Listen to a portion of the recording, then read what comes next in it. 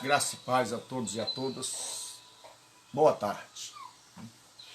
Nós estamos reunidos para mais uma aula nossa.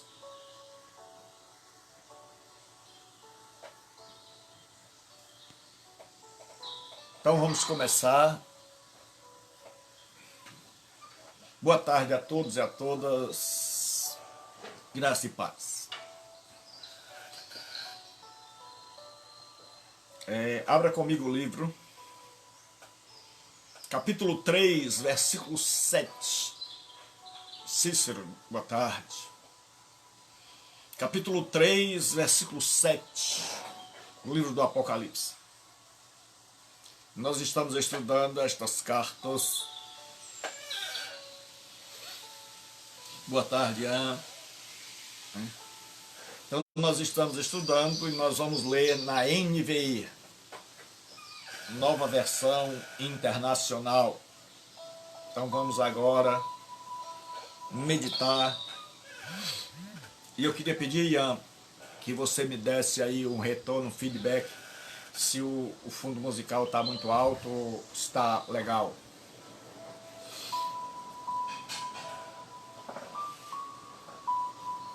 Então, Ian, me dá um toque aí se está legal, se está no altura normal. Dá para ouvir aí o fundo musical, tá bom? Então vamos lá.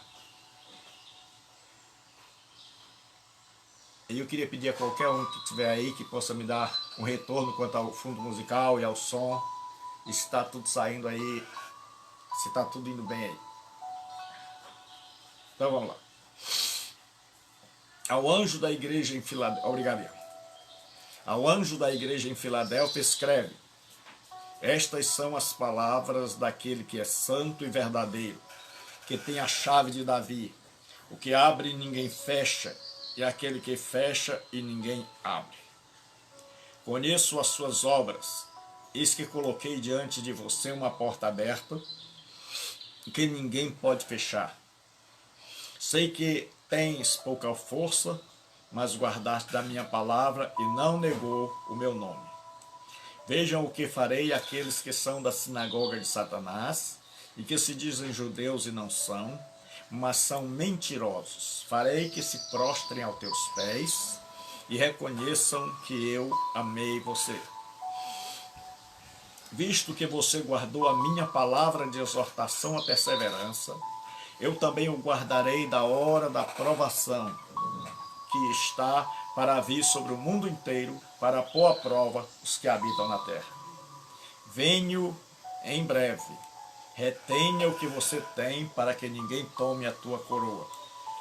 Farei do vencedor uma coluna no santuário do meu Deus, e dali jamais sairá. Escreverei nele o nome do meu Deus e o nome da cidade do meu Deus, a Nova Jerusalém, que desce do céu da parte de Deus. E também escreverei nele o meu novo nome. Aquele que tem ouvidos ouça o que o Espírito diz às igrejas. Senhor nosso Deus e Pai, nós estamos para mais uma aula, para mais uma live, e nós pedimos que o Senhor nos abençoe, que o Senhor nos dirija, que o Senhor nos ensine, Senhor. Em nome de Jesus nós te pedimos, limpa o nosso coração, limpa a nossa mente, dá-nos inspiração e graça. Em nome de Cristo eu te peço, te oro e te agradeço. Então, boa tarde a todos.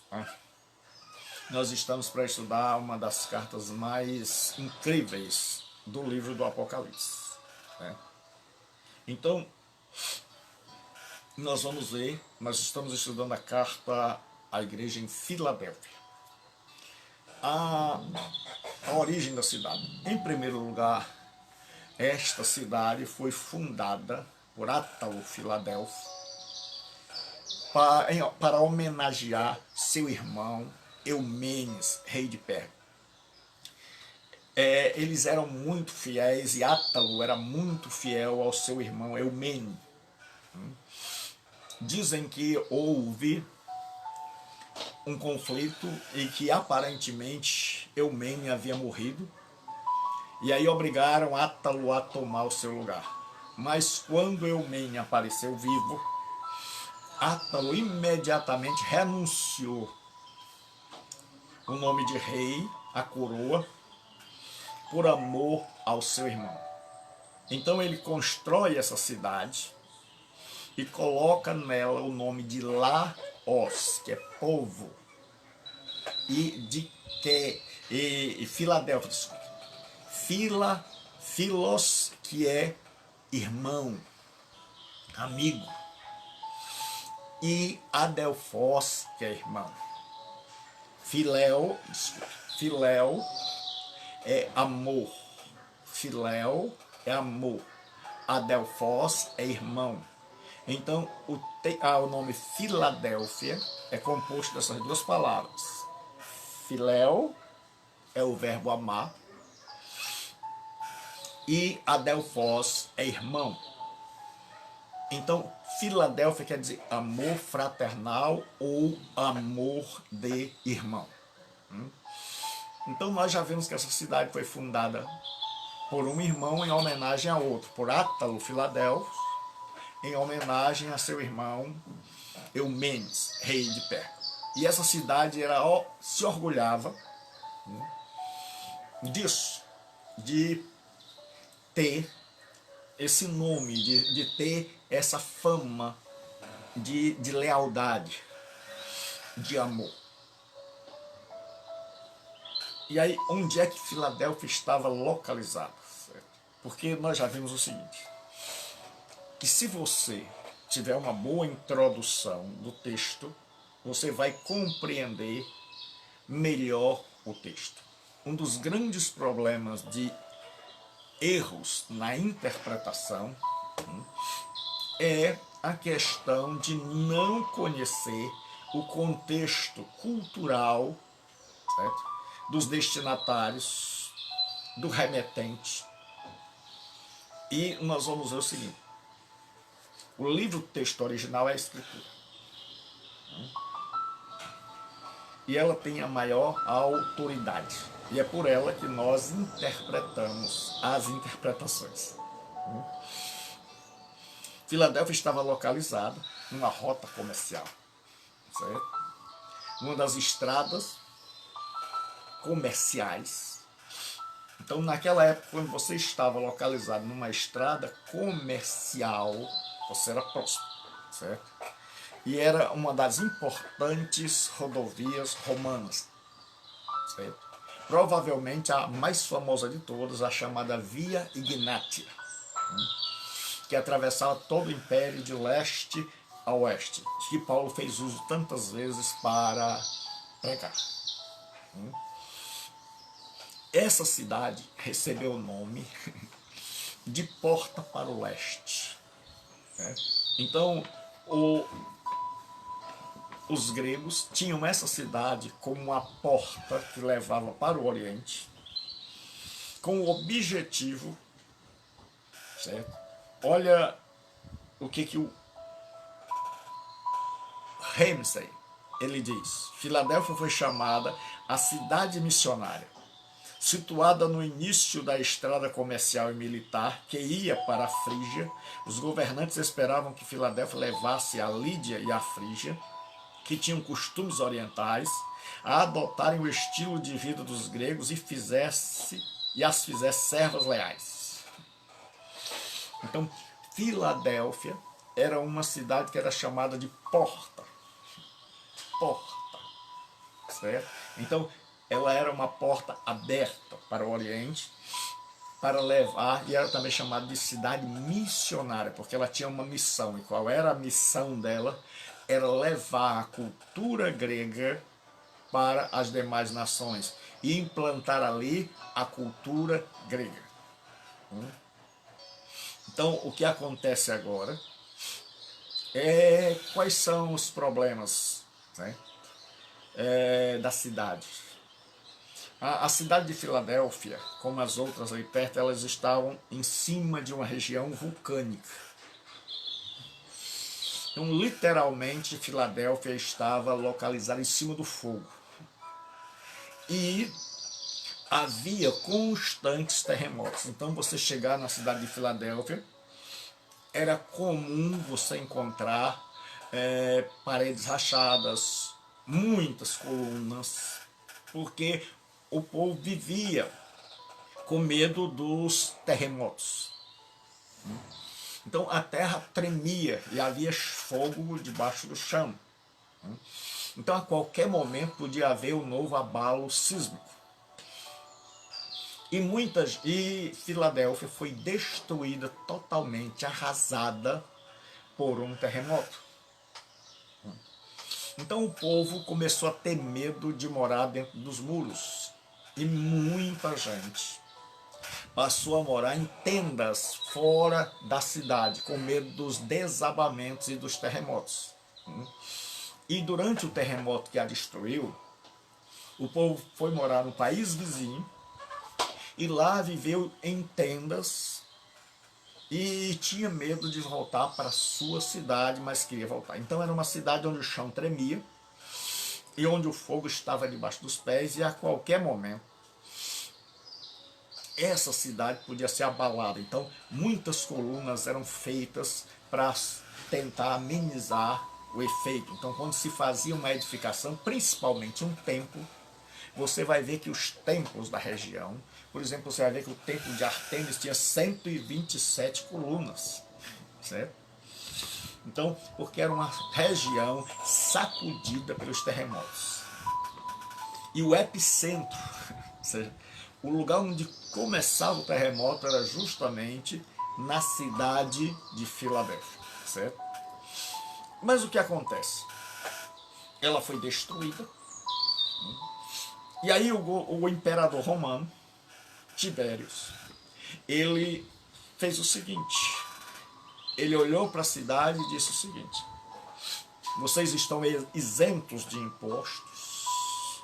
E aí o povo começou a gostar.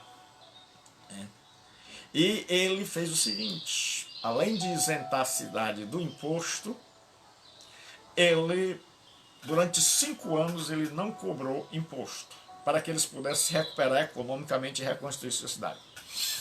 E aí, em gratidão, o que eles fizeram? Mudaram o nome da cidade. Deram à cidade um novo nome. E aí ela passou a se chamar Nova Cesareia, em homenagem a Tibério César. E depois eles mudaram o nome da cidade de novo, por causa de Tito Vespasiano, que o nome dele todo é Tito Flávios Vespasiano. Eles colocaram o nome da cidade de Flávia. Então era comum para os habitantes de Filadélfia terem um novo nome. Então ela era chamada de Neo-Cesareia ou Nova Cesareia. Então ela muda de Filadélfia para Neo-Cesareia e depois ela muda para Flávia. Então é comum nessa cidade a troca de nome, ou ter um novo nome. A economia, como era a economia dessa cidade, porque nós vimos que Jesus vai falar com esta igreja a partir de coisas que ela está acostumada a ver, a partir de figuras. O solo vulcânico ali tornava a terra fértil para o plantio de uvas. Então eles eram especialistas na fabricação do vinho. Então eles viviam na sua grande fonte de renda, era uma terra fértil e o comércio da uva e seus derivados, certo? A religião, é claro, era ao deus Dionísio, também chamado Baco. Então, os gregos chamavam o deus do vinho de Dionísio, e os romanos, porque o mundo greco-romano só trocava os nomes, mas era a mesma pessoa. Então, o deus da cidade de Filadélfia era Dionísio, que os romanos chamavam de Baco. Então havia ali todo tipo de depravação.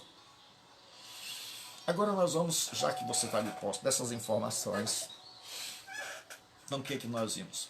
É uma igreja de amor entre irmãos, né, de lealdade entre um irmão e outro.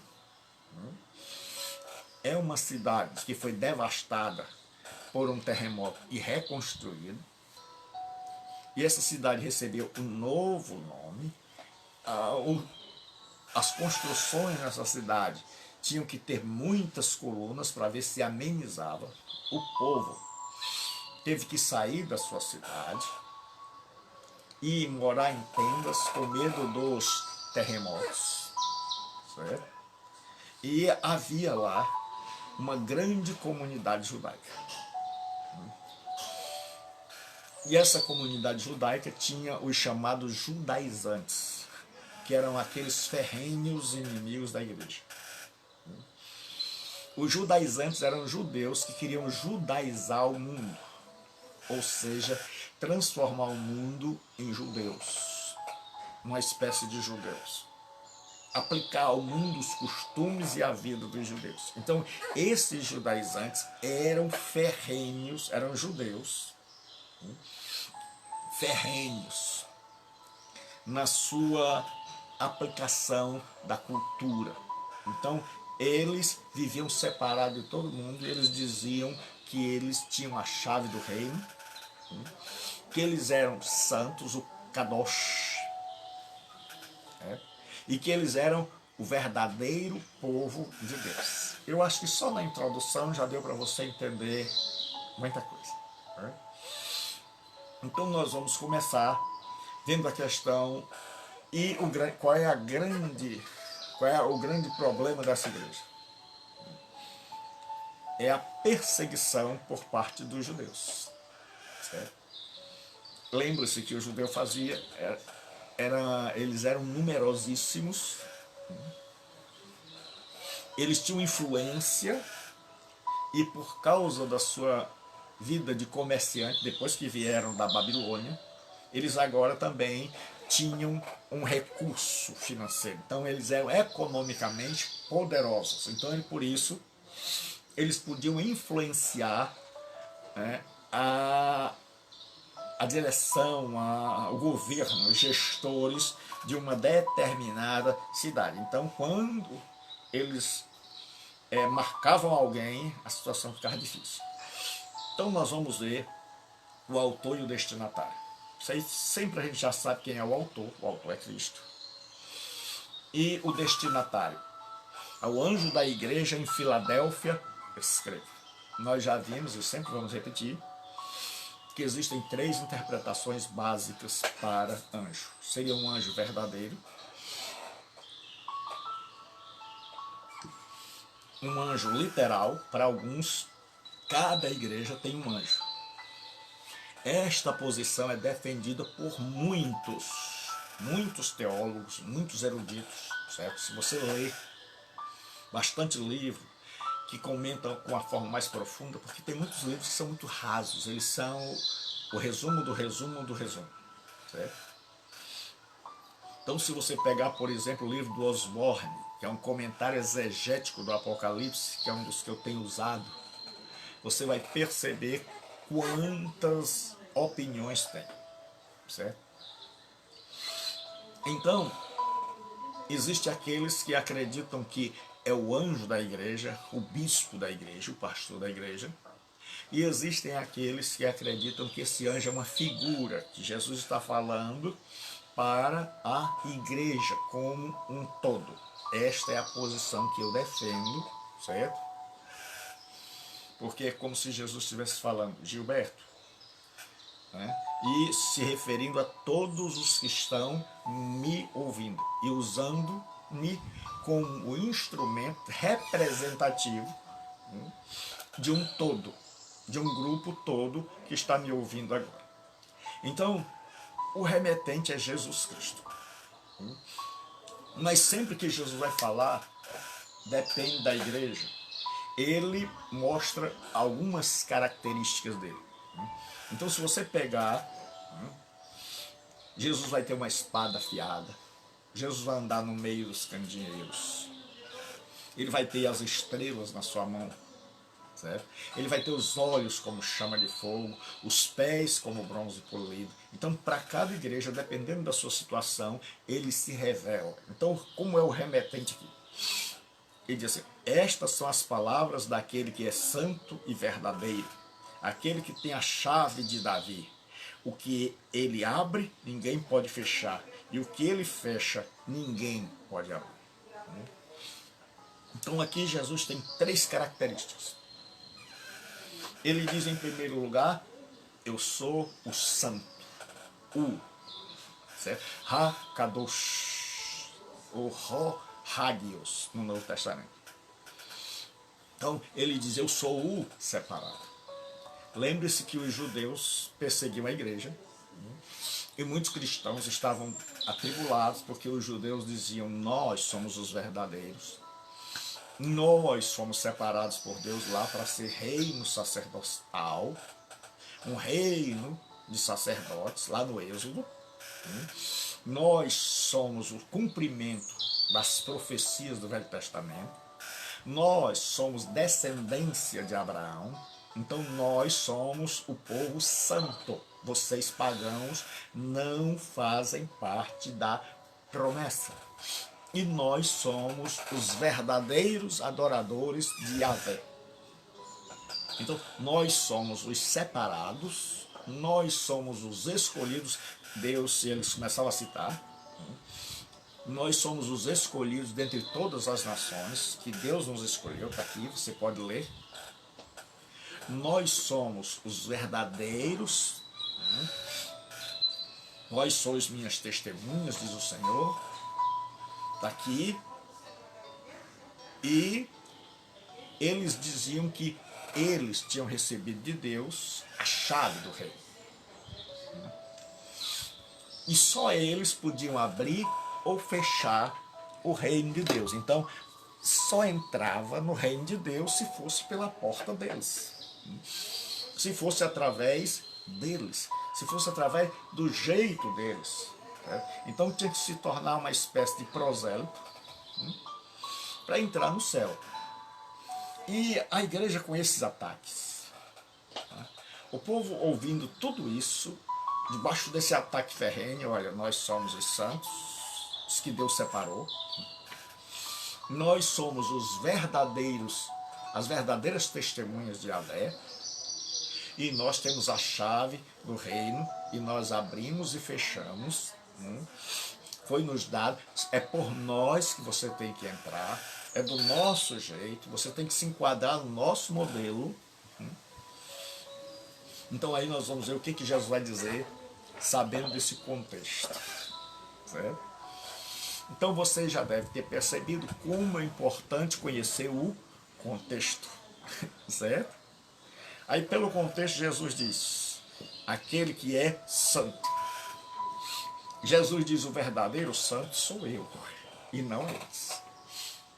Eles estão dizendo que são separados. Certo? Mas Jesus vai dizer, se você observar na história, eles nunca foram separados. Pelo contrário, eles foram ligados à idolatria. E Jesus vai dizer, o verdadeiro santo sou eu. Eu sou o santo. Falando também da sua divindade. Boa tarde, Reginaldo, pastorzão. E ele diz assim, e verdadeiro. Ele está dizendo, esses aí que estão ameaçando vocês, que estão perseguindo vocês, de verdadeiros não tem nada. Porque eles não sabem que os filhos de Abraão, como já defendia o apóstolo Paulo, não são os que são por raça. São aqueles que são da fé. Não são os que foram circuncidados no corpo, mas aqueles que foram circuncidados no coração, para estar Tiago. Então Jesus diz, olha, eu sou santo, e não os judeus. Eu sou o verdadeiro e não os judeus. Então, vocês não se preocupem, porque vocês estão seguindo o santo e o verdadeiro. Aí ele diz mais, aqui, o que tem, eu tenho a chave de Davi. O que é isso? O que significa essa expressão de Jesus ter a chave de Davi? Desde os dias de Davi estabeleceu um funcionário que era responsável por cuidar do tesouro. Então, a esse funcionário era dado uma chave e era dado também a autoridade de mexer no tesouro do rei. Certo? Então esse funcionário tinha um maior poder, certo? E o que acontece? Nesse texto Jesus está lembrando de Isaías, capítulo 22, certo? Que o texto diz assim. Então, o texto de Isaías vai nos dizer o seguinte. Deixa eu achar aqui, Isaías 22. Então, o texto de Isaías vai dizer o seguinte, certo? Isaías 22, deixa eu ler aqui para você o texto.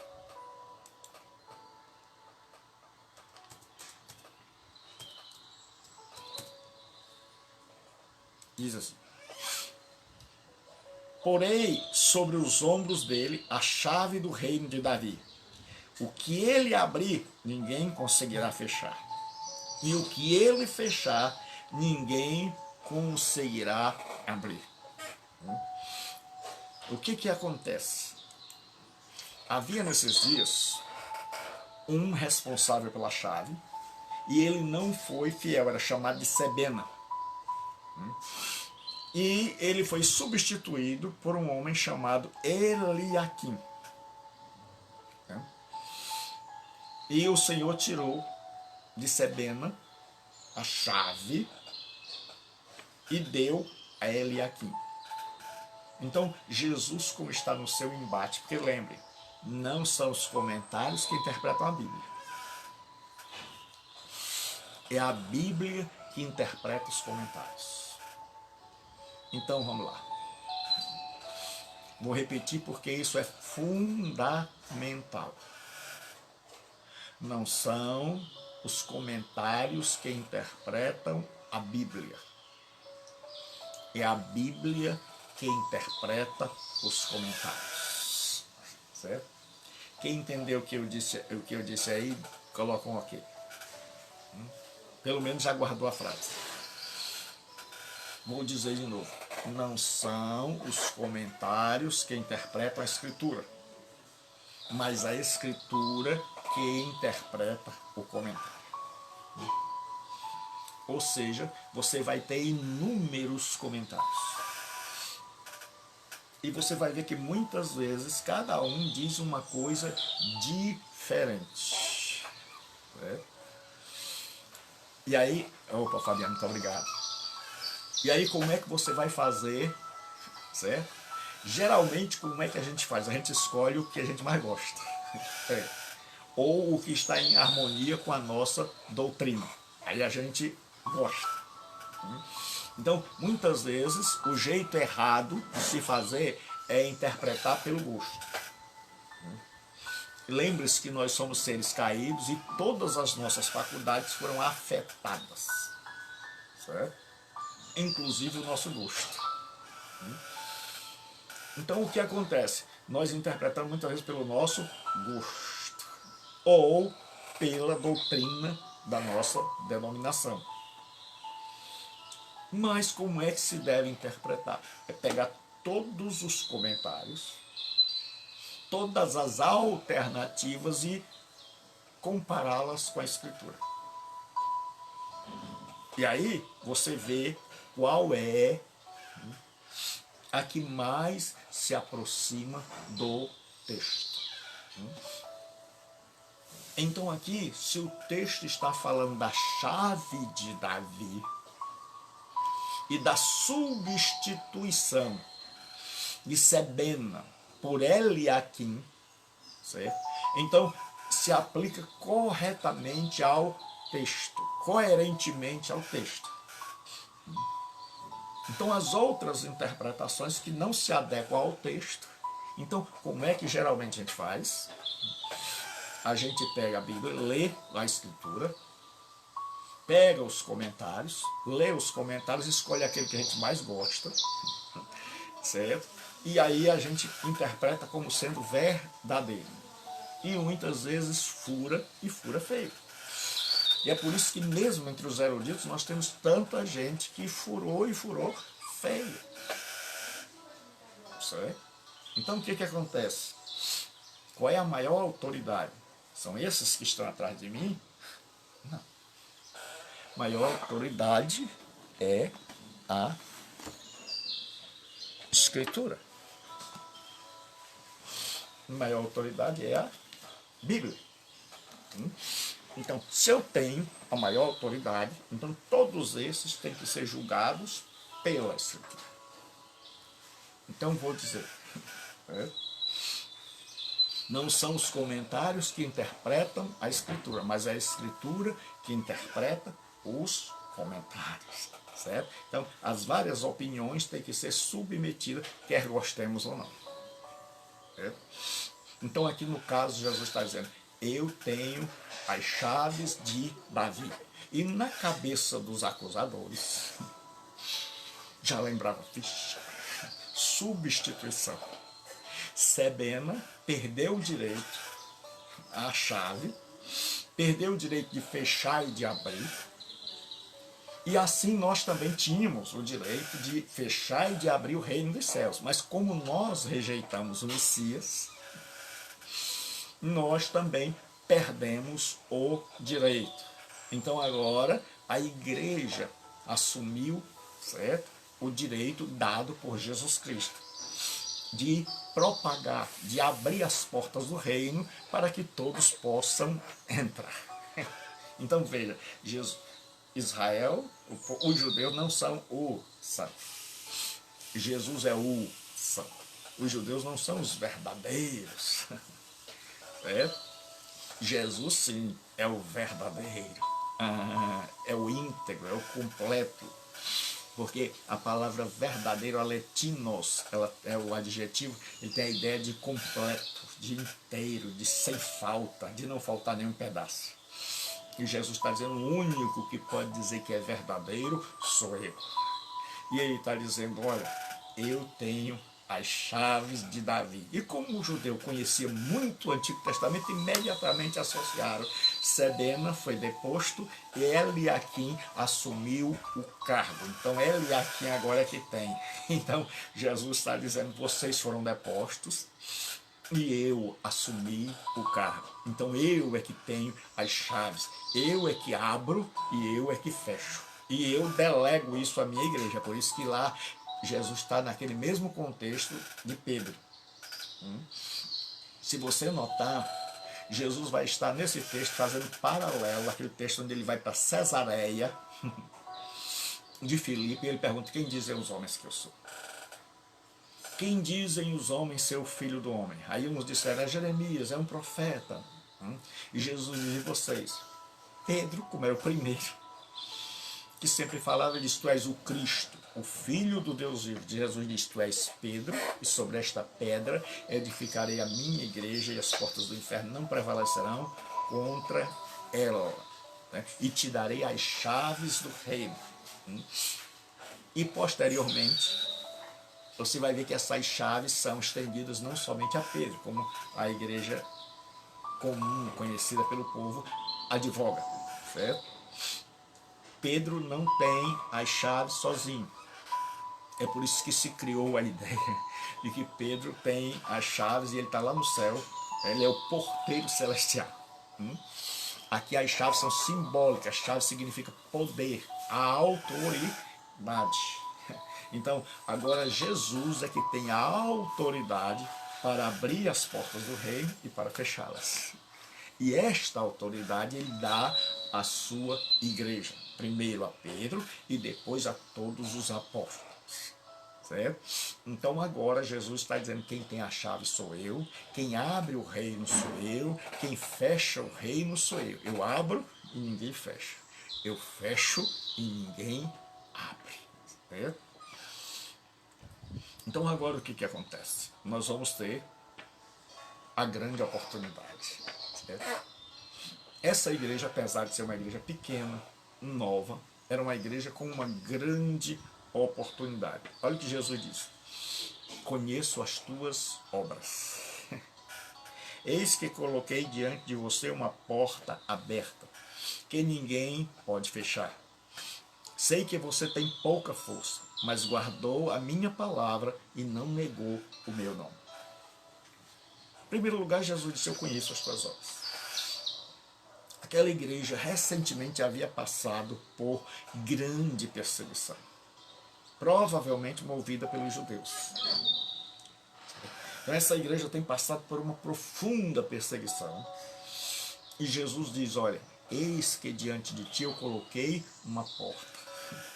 Aí o povo, quando ouvia falar em porta, já sabia. Era a porta do reino. Jesus está dizendo, olha, está diante de vocês aí uma porta para evangelizar e para anunciar o reino. Porque evangelizar é anunciar o reino de Deus. Vou dizer de novo, porque evangelizar é anunciar o reino. Evangelizar não é dizer assim, olha, eu vim aqui convidar você ir à igreja de noite. Evangelizar é você dizer, olha, Jesus Cristo é rei, ele é o único que é santo, ele é o único que é íntegro, completo, verdadeiro, ele é aquele que abre e ninguém fecha, e fecha e ninguém abre, e ele está chamando você para ser súdito do seu reino, para que você abandone o reino das trevas e seja transportado para o reino da luz. E aí ele vai explicar a você as exigências que ele faz para que você pertença ao reino dele, que é o que nós já vimos na questão do discipulado. Então, pregar o evangelho não é só dizer aceita Jesus. Pregar o evangelho é mostrar que Jesus é rei e convidar as pessoas para que elas se tornem súditas deste reino, que elas submetam sua vontade à vontade de Jesus Cristo. Não é só, de noite eu passo aqui para te levar para a igreja. Você é a igreja. Nós somos a igreja. Como é que você vai levar? Vai levar para o templo, vai levar para o prédio. E muita gente, ao invés de conduzir as pessoas para Jesus, estão conduzindo para a sua denominação. Então a pessoa tem um encontro, não é com Jesus. Ela tem um encontro com a denominação. E é por isso que muitas vezes ela vai se frustrar. E é por isso que nós temos tanta gente chamada de desigrejada. Por quê? Porque são pessoas que foram maltratadas, pisoteadas, sofridas, enganadas, ludibriadas na sua boa vontade, que tiveram seus direitos negados e que pensavam que quem estava fazendo isso era Deus. Então, não querem mais saber de igreja, estão feridos, muitas vezes, pela falta de fé, se transferem para religiões outros vão para as seitas aproveitam isso, e outros ficam simplesmente em casa. Por quê? Porque não foram evangelizados para serem conduzidos ao reino. Porque a porta que eles apresentaram como aberta não era a porta do reino, era a porta denominacional. Então muita gente, quando vai evangelizar, leva a pessoa e leva para a sua denominação e mostra a denominação e a doutrina da denominação como resposta ao anseio daquela pessoa, ao invés de mostrar a Cristo. E aí nós teríamos menos gente decepcionada, menos gente desigrejada, porque compreenderia que o reino de Jesus é interior e que ele reina aqui e que Jesus Cristo jamais decepciona ninguém. Então Jesus diz assim, conheço as tuas obras, eis que coloquei diante de ti uma porta aberta. Jesus está dizendo, por mais que os judeus digam que eles é quem podem abrir e fechar, não. Eu que tenho a chave, coloquei diante de vocês uma oportunidade, certo? E ele diz que ninguém pode fechar, ninguém pode impedir. Ele diz, a obra de evangelismo verdadeira ninguém vai impedir. Nem pandemia, nem coronavírus, nem a perseguição dos judeus, nem mesmo a perseguição do Império Romano, nem mesmo a perseguição da igreja, nem mesmo o secularismo do mundo. Certo? Nada vai impedir. Voltaire disse 100 anos depois da minha morte, a Bíblia estará empoeirada nas prateleiras de um museu. E o que aconteceu? Ironicamente, 100 anos depois da morte de Voltaire, a Sociedade Bíblica comprou a casa dele, colocou prensas e fez Bíblia para vender para todo mundo. Certo? E hoje Voltaire não tem mais nem o pó, mas a Bíblia que ele tanto ridicularizou continua nova e a cada dia saindo numa versão nova e a cada dia sendo mais vendida. Karl Marx também disse que a religião era o ópio dos povos e que ela em breve desapareceria da terra. E nunca teve tanta gente religiosa como nos nossos dias. Certo? E aí Jesus diz, ninguém pode fechar. Jesus disse, as portas do inferno não prevalecerão contra a minha igreja. E a ideia é que as portas estão aqui e a igreja está no ataque. Não é o inferno que está tentando entrar na igreja. É a igreja que está arrebentando as portas do inferno. É. E geralmente a gente pensa que nós estamos na defesa, mas a igreja joga no ataque. Todo futebol na defesa é horrível. Todo time que só se defende acaba levando um gol aos 40 do segundo tempo, aos 45. Então a igreja está no ataque. Jesus disse, as portas do inferno não prevalecerão contra a minha igreja. Então a igreja está fora atacando, e os ferrolhos e os portões não vão resistir. De tanto a igreja bater, de tanto nós evangelizarmos, de tanto nós insistirmos, de tanto nós orarmos, de tanto nós jejuarmos, de tanto nós aprendermos, uma hora o portão quebra. Uma hora a gente invade. E a cada dia um portão cai. E eu espero que nessa tarde o portão da sua vida caia, para que Jesus Cristo entre, porque Ele te convida para ser súdito do seu reino. E aí Ele diz assim, sei que você tem pouca força, é uma cidade pequena, constituída de uma igreja que era uma igreja pequena, dentro de uma cidade pequena, com gente sem expressão, com gente sem títulos, com gente sem poder político, com gente humilde, com gente das classes mais baixas, com gente altamente pobre, mas diante dessa igreja que aparentemente não tinha força, Jesus abre o leque. Jesus podia dizer assim, não, eu vou usar a igreja de Laodiceia, porque hoje é assim, se pensa, olha o equívoco, olha como nós estamos equivocados. Eu vou dizer a vocês uma coisa, eu não sei se você já notou, mas quando você estuda comigo, você está sendo convidado a pensar, a refletir.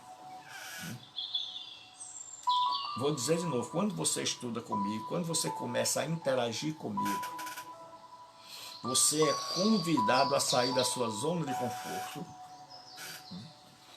Você começa a não deixar mais que o Gilberto, nem que os outros pensem por você. Mas você mesmo começa a pensar. E o nosso pensamento tem que ser interpretado pela Bíblia, do mesmo jeito, certo? Então, não é o nosso pensamento que interpreta a Bíblia, mas é a Bíblia que interpreta o nosso pensamento. Vou dizer de novo, não é o nosso pensamento que interpreta a Bíblia, mas a Bíblia que interpreta o nosso pensamento. Então, eu quero ver se vocês são capazes, porque eu acredito, de colocar pelo menos um desses dois parâmetros que eu coloquei, certo? Então, os comentários não comentam a Bíblia. A Bíblia é que comenta os comentários. Então, o comentarista que foi inspirado pelo Espírito Santo e que acertar e que interpretar, e a interpretação dele for coerente com a Bíblia, aí esse é o que a gente pega. A gente não pega aquele comentário só porque se ajustou àquilo que a gente gosta. Certo? Porque senão Deus deixa de ser o Deus e eu passo a ser Deus. Certo? Porque até a própria Bíblia está rendida a mim, submissa a mim. Ela tem que falar o que eu gosto. Segunda coisa é que nós pensamos diferente. Então, não é o nosso pensamento que interpreta a Bíblia. Não é ler assim e ficar pensando, como seria? Pode ser assim, pode ser assim. Não. É a Bíblia que interpreta o nosso pensamento. É ela que diz se o nosso pensamento está em sintonia, em harmonia com Deus, com a vontade de Deus, ou se o nosso pensamento está completamente fora. Então, como é que as pessoas pensam hoje? Teologia da prosperidade. Ele diz que todo mundo tem que ser rico.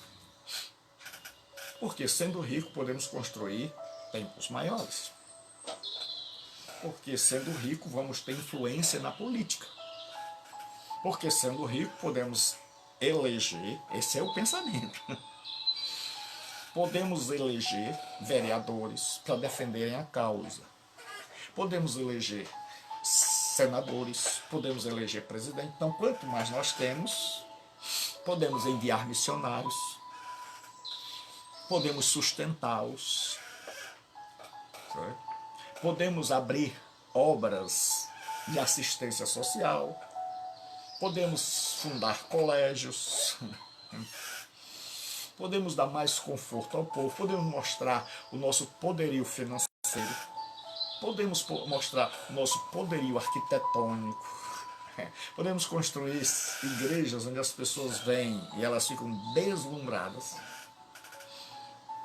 Então, acham que isso tudo vai ficar a serviço de Jesus Cristo. Certo? E aí a gente pensa, rapaz, se assim, a coisa fica mais fácil. Mas a Bíblia não vai nessa direção. Se a Bíblia fosse nessa direção, de que todo mundo tinha que ser rico, de que ficava mais fácil, comprar uma emissora para levar o evangelho, de que as pessoas teriam influência, nós teríamos senadores. Jesus teria usado quem? A igreja de Laodiceia. Porque quem tinha tudo isso era a igreja de Laodiceia. Porque duas igrejas não têm reprimendas. Filadélfia e Esmirna. 4 igrejas dessas têm reprimenda, mas também têm seus pontos fortes. E uma igreja só tem crítica. Adivinha qual é? A de Filadélfia. Então, não deixe que os seus pensamentos e os meus possam nos levar na interpretação da Bíblia. Você veja, se você for pensar do ponto de vista humano, faz todo sentido. Dizer assim, puxa vida, todo mundo tem que ter dinheiro. Todo mundo tem que subir na vida. Subindo na vida tem mais dízimo, mais oferta. Tendo mais dízimo, mais oferta, a gente pode enviar milhões de missionários. A gente pode abrir casa de recuperação, a gente pode abrir colégio, hospital, a gente vai transformar o mundo. A gente pode eleger senador, prefeito, presidente, governador, porque a gente vai ter influência. O povo vai nos respeitar porque a gente tem dinheiro. Essa é uma ideia passada por líderes religiosos e que o povo compra. Porque do ponto de vista humano ela parece verdade. Mas aí vamos deixar a Escritura interpretar os nossos pensamentos. Porque nós já utilizamos o pensamento para interpretar as Escrituras. Seria bom que fosse assim. muito dinheiro no bolso, saúde para dar e vender, certo? Então nós já interpretamos a Escritura assim. Agora vamos ver o que a Escritura diz, certo? Sei que você tem pouca força. É uma igreja pequena, é uma igreja composta de escravos, certo? 60% do império era composto de escravos. Cada 10 pessoas, 4 eram livres, 6 eram escravos. Esta igreja não tinha poder econômico, até porque as casas tinham sido destruídas, talvez uma grande maioria morasse em barraca.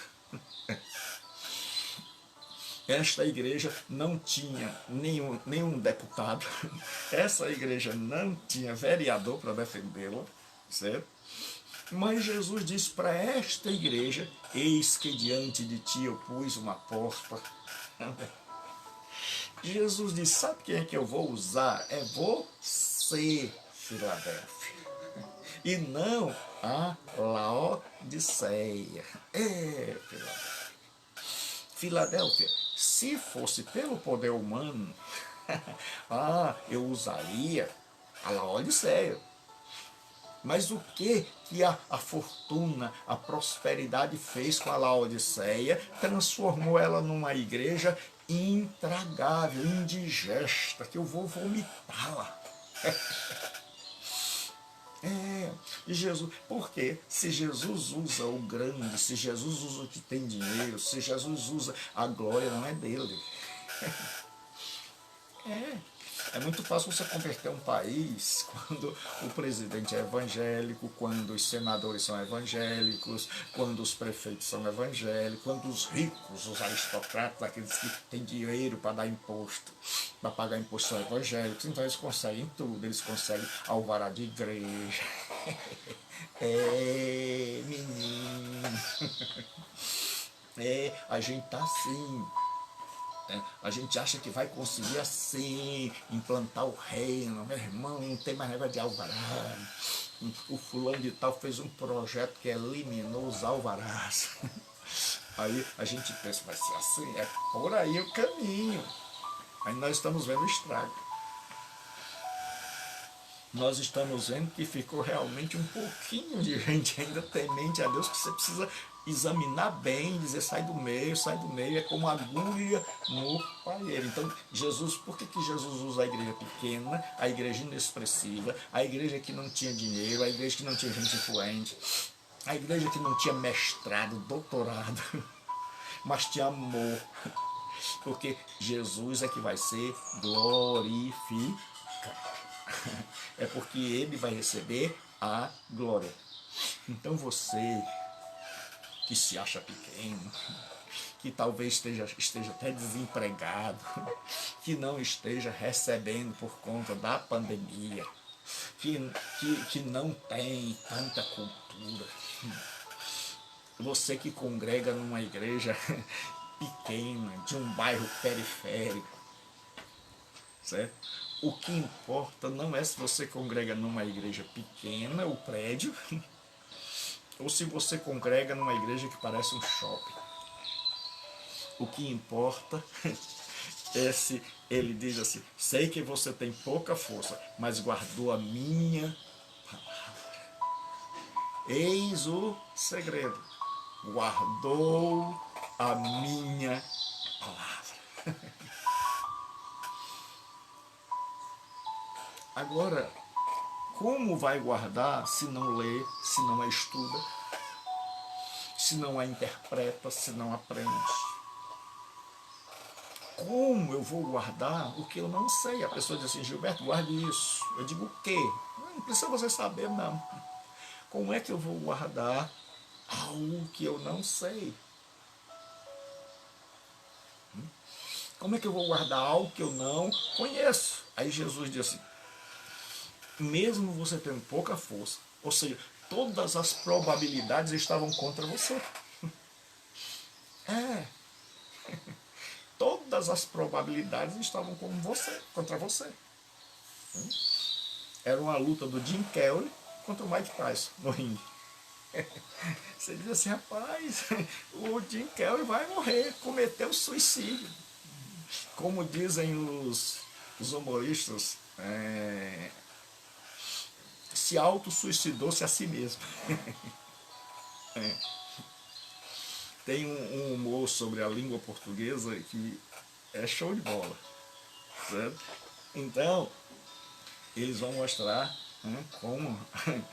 E numa hora lá ele diz assim, chama o Lula, ele disse, tu é doido, quer acabar com a gente? Porque ele errava muito na língua portuguesa.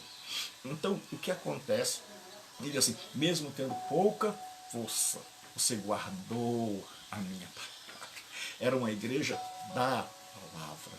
Não era uma igreja da atividade, diferente da outra que nós vimos, do corre-corre. Era uma igreja que parava para estudar.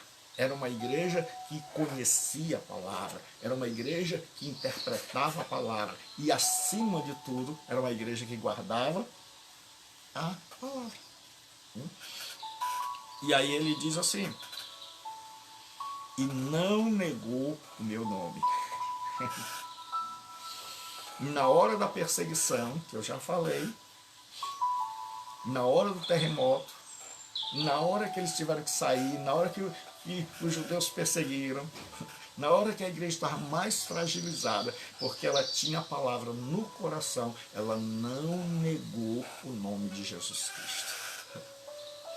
Nem a perseguição, nem o terremoto conseguiu abalar a fé desse povo. Porque era uma fé firmada na palavra. E Jesus diz, aquele que ouve a minha palavra e as põe em prática, será semelhante ao homem prudente que edificou a sua casa sobre a rocha.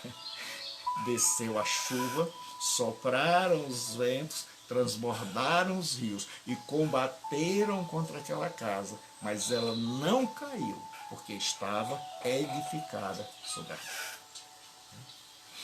Então agora nós vamos fazer a aplicação. Amanhã nós daremos continuação, porque eu estou aprendendo a me dominar, a dar mais tempo para você descansar. E devagar a gente vai vendo a palavra de Deus com cuidado, com seriedade. E qual é a aplicação? Quem é o santo? O santo não sou eu, não é você. Não é quando um grupo se denomina de santo, esse grupo já se tornou uma seita. Quando nós nos isolamos e nos achamos superiores aos outros, nós já nos tornamos uma seita. E tem muito cristão com pensamento de seita. Certo? Porque uma das grandes diferenças no protestantismo é que nós temos assembleanos, batistas, presbiterianos, wesleyanos, anglicanos, com pensamentos divergentes, mas com a espinha dorsal a mesma. Com interpretações diferentes naquilo que é periférico, mas naquilo que é verdadeiro, naquilo que é essencial, o único Salvador é Jesus. Então nós temos pensamentos diferentes, mas nós sabemos que o outro é nosso irmão, ou deveríamos saber. Porque pela bondade de Deus nós estamos vendo as barreiras denominacionais serem quebradas, e a igreja do Senhor se unindo. Embora eu não concorde com a interpretação do fulano, mas a interpretação dele, que eu não concordo, é uma interpretação periférica. Ele é meu irmão. E aí você vai ver que tem aquelas que dizem, não, eu não sou mais evangélico. Eu nem sou batista, nem sou presbiteriano, nem sou assembleiano. Então, quando a pessoa age assim, ela já está para uma seita. E aí Jesus disse, não é você, bonitão, não é a tua turma, sou eu sou o santo, e eu sou o completo.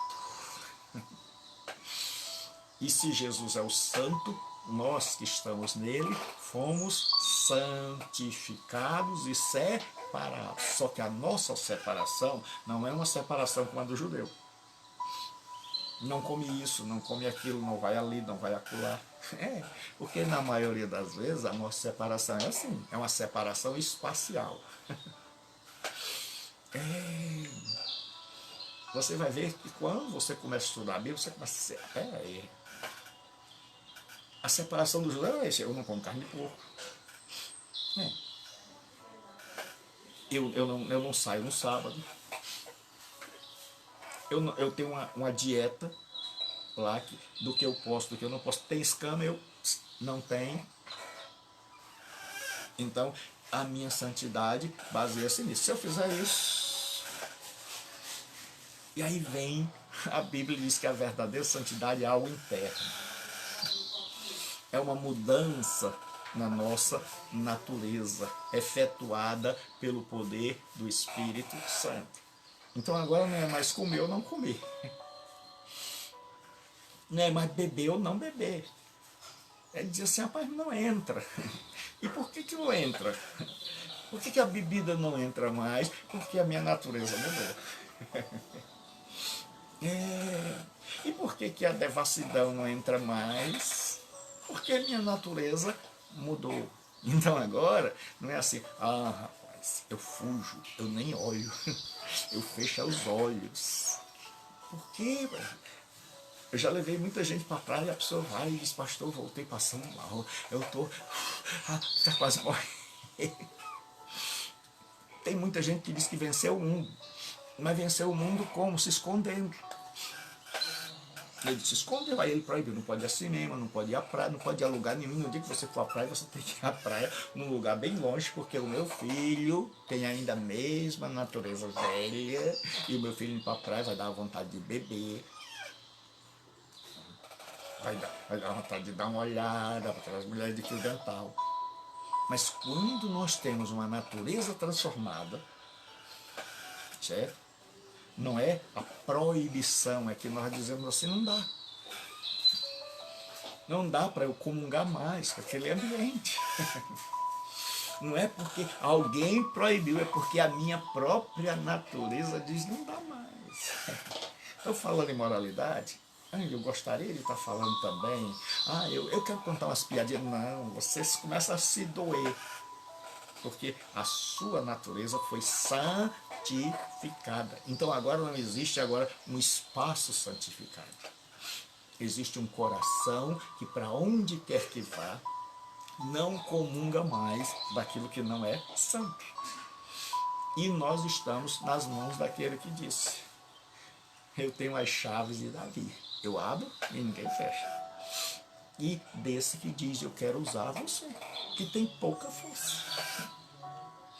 O meu projeto não é através do dinheiro, nem do poder político, nem da influência cultural. O meu projeto é através do simples evangelho.